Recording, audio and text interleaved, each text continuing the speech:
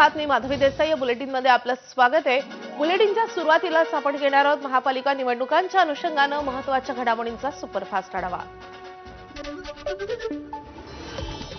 तब्बल 20 वर्षांनंतर एकत्र आलेल्या ठाकरे बंधूंची शिवतीर्थवर काल जोरदार तोफ धडाडली आहे.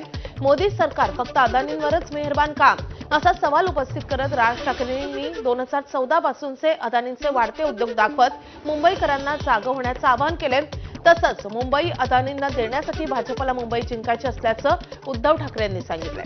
यावेळी बोलताना भाजप ब्रँडवरूनही उद्धव ठाकरेंनी हल्ला केलाय. ही निवडणूक मराठी माणसासाठी शेवटची असून मुंबईला वाचवा असं आवाहन राज ठाकरेंनी मुंबईकरांना केलंय. तर जाहीर सभेतून राज ठाकरेंनी भाजपवर कशी टीका केली आहे आपण पाहूया.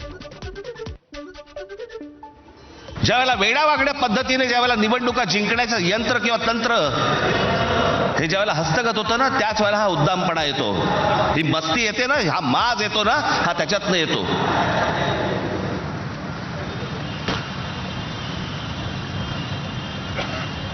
अख्खी मुंबई विकायला काढली, अख्खा महाराष्ट्र विकायला काढला, अख्खा देश विकायला काढला.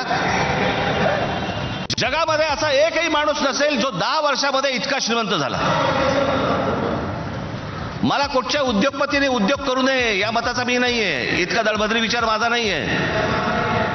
पण या देशामध्ये इतके उद्योगपती असताना एका माणसावरती इतकी मेहरबानी या देशामध्ये होते, मी जगात तर दाखवतच नाही अजून. फक्त 10 वर्षामधली गोष्ट, ही 10 वर्षातली. या अशा परिस्थितीमध्ये ही आजची निवडणूक होते. ही मराठी माणसासाठी शेवटची निवडणूक आहे. आज जर चुकलात, कायमचे मुकलात म्हणून समजा. आज जर तुमच्या हातातनं ही शहरं गेली, त्यांच्या हातामध्ये गेली, उद्या राजानं मारलं आणि पावसानं झोडलं, तक्रार कोणाकडे करायची? आज इतर राजकीय पक्षांमधले पण जे मराठी लोक आहेत, माझं त्यांनाही आव्हान आहे, सोडा ते सगळं. या मराठी माणसासाठी एक व्हा, या मुंबईसाठी एक व्हा, या महाराष्ट्रासाठी एक व्हा.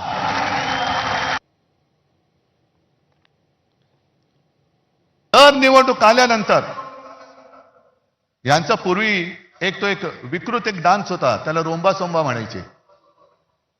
अश्लील सगळं चाळी सुरू व्हायचे आणि मग त्याला लोकांनीच हडतूड केलं होती, तो बंद झालं. तशी प्रत्येक निवडणूक आल्यानंतर हे भाजपडे रोंबा सोंबा खेळायला लागतात. हिंदू मुस्लिम, मराठी अमराठी, महापौर कोण होणार? अहो मेवा भाऊ, तुम्ही आम्हाला काय शिकवताय? हे सगळं अदानीकरण चाललेलं आहे. आमची मुंबादेवीच्या नावावरून तिचं नाव आम्ही मुंबई ठेवलं. मला आता भीती वाटते. म्हणजे भीती तर वाटत नाही, कारण तुम्ही एवढं म्हटल्यानंतर त्यांना भीती वाटली पाहिजे की मुंबईचं परत बॉम्बे करण्याचा त्यांच्या मनामध्ये डाव आहे का? अजित पवारांबद्दल माझं स्पष्ट म्हणणं आहे देवेंद्र फडणवीसांना की 70,000 कोटीचे घोटाळ्याचे आरोप तुम्ही आणि मोदीजींनी त्यांच्यावरती केले. ढीगभर पुरावे तुम्ही नेऊन दिले. आता जर का केस चालू आहे असं तुम्ही म्हणताय, तर पुरावे तुम्ही दिलेत, ते आता पुरावे की जाळावे कोर्टाने, एवढं सांगा. आणि त्या पुराव्यामध्ये दम असेल, कारण तुम्हाला माहिती आहे तुम्ही पुरावे दिलेत, तर अजित पवारांना लाथ मारून हाकलून द्या.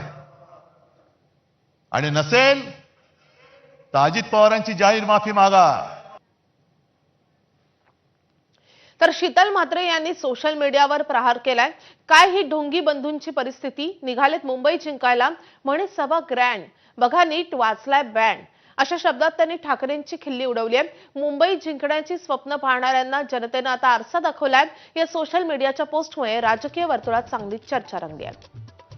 तर शीतल म्हात्रेंची आपण एक्सपोस्ट पाहतोय. अरे रे, काय ही ढोंगी बंधूंची परिस्थिती आणि निघालेत मुंबई जिंकायला, म्हणे सभा ग्रँड, बघा नीट वाजलाय बँड. तर शिंदेच्या शिवसेनेच्या नेत्या शीतल म्हात्रेंनी ठाकरे बंधूंच्या सभेसंदर्भात ही एक पोस्ट केली आहे. तर शिवतीर्थवरून ठाकरे बंधूंनी महायुतीच्या नेत्यांवर केलेल्या टीकेला आज महायुतीचे नेते त्याच मैदानातून प्रत्युत्तर देणार आहेत आणि त्यामुळे प्रचाराच्या शेवटच्या 2 दिवसांमध्ये वातावरण चांगलं तापण्याची शक्यता आहे. नाशिकमध्ये शुक्रवारी ठाकरे बंधूंची पहिली संयुक्त सभा पार पडली होती. या सभेत दोन्ही ठाकरे बंधूंनी नाशिकला दत्तक घेणाऱ्या फडणवीसांवर जोरदार टीका केलेली होती. सोबतच तपोवनात होणाऱ्या संभाव्य वृक्षतोडीवरून भाजपावर हल्लाबोलही केला होता. ठाकरे बंधूंच्या या सभेनंतर नाशिकमध्ये मुख्यमंत्री फडणवीसांची सभा पार पडली आहे. यावेळी मुख्यमंत्र्यांनी ठाकरे बंधूंच्या आरोपांना प्रत्युत्तर दिले. ठाकरे फक्त निवडणुकीत पर्यटन करण्यासाठी नाशिकला येतात असं फडणवीस म्हणाले. सोबतच कुंभमेळ्यावरून सरकारवर झालेल्या टीकेलाही फडणवीसांनी उत्तर दिले. 17 साली ते फडणवीस आले आणि म्हणाले मी नाशिक मी दत्तक घेतो आणि त्या सगळ्या गोष्टींना नाशिककर भुलले आणि आम्ही जी कामं करून ठेवली होती ती सगळी विसरले आणि दत्तक घेतो म्हटल्यानंतर हा बाप परत फिरकलाच नाही. नाशिक दत्तक घेतलं होतं त्याचं काय झालं? खऱ्या अर्थानं हो, या नाशिकमध्ये मी सांगितलं होतं मी नाशिक दत्तक घेतोय. मी त्यानंतर ही तक्रार नाही केली. मला तुम्हाला विचारायचं आहे, तुम्ही किती वेळा नाशिकला आले? मी तर वर्षातनं 4दा नाशिकला येतो. पण तुम्ही किती वेळा नाशिकला आले? निवडणुका आल्या की नाशिकला यायचं आणि निवडणुका संपल्या की नाशिकला विसरायचं. अशा पद्धतीनं हे जे निवडणूक पर्यटक आहेत, हे निवडणूक पर्यटक आहे, निवडणुकीच्या निमित्ताने हे पर्यटन करणारे लोक आहेत. तपोवनातली झाडं नुसती झाडं तोडणं नाहीये हे. यांचं हे सगळं अगोदर ठरतं की या उद्योगपतीसाठी ही जागा रिकामी करायची, आता याच्यावरती कुंभमेळा करायचा. कुंभमेळा झाल्यानंतर सगळे साधू संत जेव्हा आपल्या घरी जातील मग त्या उद्योगपतीच्याही घशात घालायची जमीन. सगळं प्लॅनिंग त्यांचं सुरू असतं. राजसाहेब आपले महापौर होते, आपली महानगरपालिका होती. कमर्शियल उपयोग करण्याकरता माननीय राज ठाकरे साहेब महानगरपालिकेत आपली सत्ता असताना 16/4/2016 रोजी तुम्ही हा ठराव केला. त्यानंतर आमची सत्ता आली. आमची सत्ता आल्यानंतर आम्ही कमर्शियल वापर नाही केला, आम्ही त्या ठिकाणी झाडं लावली. तर नाशिकमधल्या सभेमधून राज ठाकरेंनी वृक्षतोडीवरून गिरीश महाजन यांच्यावर टीका केलेली होती. त्याला गिरीश महाजनांनी आता प्रत्युत्तर दिलंय. आमचे मित्र आता संजय राऊत आता म्हणाले तपोवनातली झाडं इथे त्याला छटायची त्या महाजनना.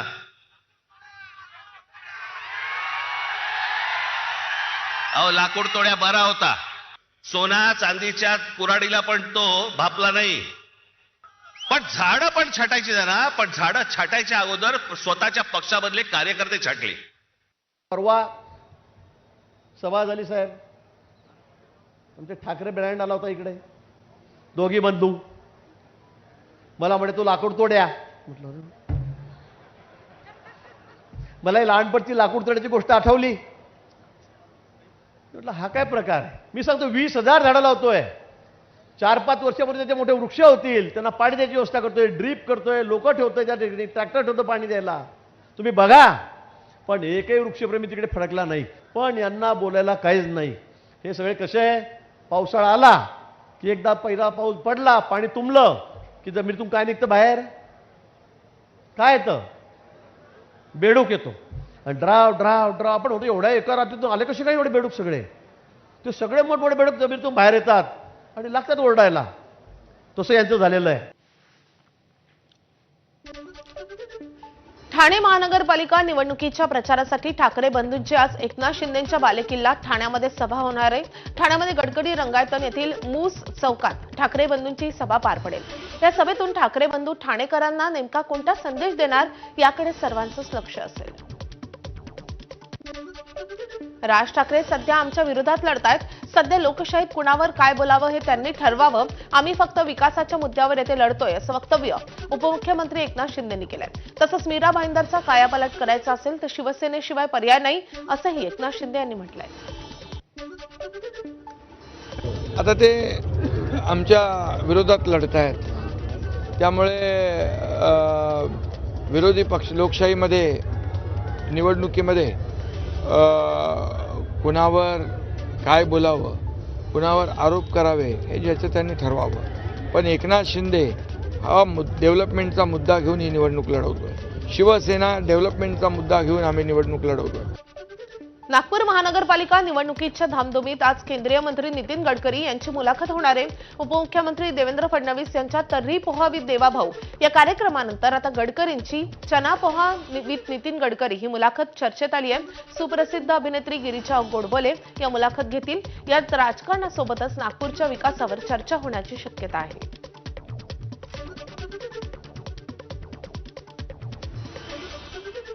राज्यात महानगरपालिका निवडणुकांची रणधुमाळी सुरू आहे. प्रचाराला अवघे 2 दिवस बाकी आहेत. उमेदवारांसह महत्त्वाचे नेते पायाला भिंगरी लावून जोरदार प्रचार करतायत.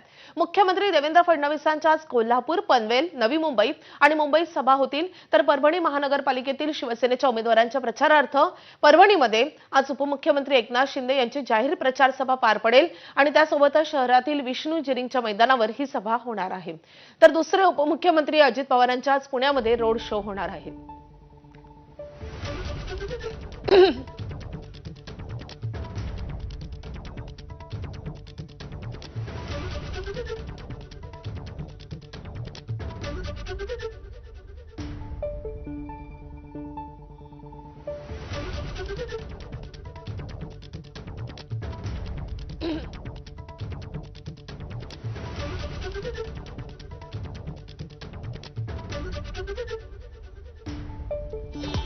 आता नाशिकमधून महत्त्वाचे अपडेट. मुख्यमंत्र्यांच्या नाशिक दौऱ्यानंतर बंडखोर उमेदवारांवर भाजपनं पक्षातून हकालपट्टीची कारवाई केली आहे. माजी नगरसेवक आणि प्रभाग क्रमांक 29 मधून अपक्ष उमेदवारी करणारे मुकेश शहाणे यांची हकालपट्टी करण्यात आली आहे. सुधाकर बडगुचर यांच्या मुलाविरोधात शहाणे यांनी प्रभाग क्रमांक 29 मधून अपक्ष उमेदवारी अर्ज दाखल करत बंड केलं होतं. पक्षशिस्त आणि आदेशांचं उल्लंघन केल्याचा ठपका ठेवत बडगुचरांची 6 वर्षांसाठी हकालपट्टी करण्यात आली आहे. एबी फॉर्मच्या गोंधळानंतर मुकेश शहाणे आणि दीपक बडगुचर या दोघांनाही प्रभाग क्रमांक 29 मधून भाजपचे एबी फॉर्म देण्यात आले होते. पहिला एबी फॉर्म दीपक बडगुचर यांना मिळाल्यानं मुकेश शहाणे यांचा अर्ज बाद करण्यात आला होता. काँग्रेसचे राज्यसभा खासदार इम्रान प्रताप गढी यांचे एमआयएम प्रमुख असदुद्दीन ओवैसी आणि अजित पवार यांच्यावर टीका करण्यात आली आहे. महापालिकेच्या निवडणुका असताना काही जण हिजाबवाली पंतप्रधान अशा गोष्टी करतात तर घड्याळ दाखवून तुमची वेळ खरेदी करण्यासाठी काही लोक इथे आले होते, अशी टीका खासदार इम्रान प्रताप गढी यांनी केली आहे. यावेळी बोलताना राष्ट्रवादी भाजपची बी टीम म्हणून काम करत असल्याचा आरोप देखील त्यांनी केला आहे. धार्मिक नारे लगा करके, मजहबी नारे लगा करके अगर कोई भी वोट मांगता है तो वो मूल मुद्दों से आपको भटकाने की साजिश कर रहा है. इसलिए इस कॉरपोरेशन के इलेक्शन में मुद्दा है नाली, सड़क, यहाँ की बिजली, यहाँ का पानी, यहाँ के शहर की खूबसूरती, शहर की सफाई. यहाँ मुद्दा हिजाब वाली को पीएम बनाना नहीं है. तो जाहिर सी बात है अगर इस तरह के मुद्दे छेड़े जा रहे हैं तो लोगों का जहन भटकाने की कोशिश की जा रही है. अजित पवार साहब जब वोट मांगने आए या उनके लोग वोट मांगने आए तो उनसे पलट के पूछा कि हमारी कब्रिस्तानें, हमारी दरगाहें, हमारी खानकाहें, हमारी इबादतगाहों को पामाल करने के लिए जब वक्फ के खिलाफ बिल लेकर के आई भाजपा की सरकार तो पूरी अजित पवार की पार्टी भाजपा के साथ खड़ी थी या नहीं खड़ी थी? तो उस वक्त अजीत पवार जी का एक एक सांसद भाजपा के साथ खड़ा था या नहीं खड़ा था, मुझे बताओ. सत्ता असूनही भाजपा स्थानिक गुंडगिरी समोर लाचार झाली असून गुन्हेगारी प्रवृत्तीच्या लोकांना उमेदवारी देऊन त्यांनी शहरात दहशत वाचवली आहे, अशी बोचरी टीका खासदार विशाल पाटील यांनी केली आहे. ही गुंडगिरी मोडून काढण्यासाठी काँग्रेस आणि शरद पवार राष्ट्रवादीच्या उमेदवारांना विजयी करून बदल घडवण्याचं आवाहनही त्यांनी मतदारांना केलं आहे.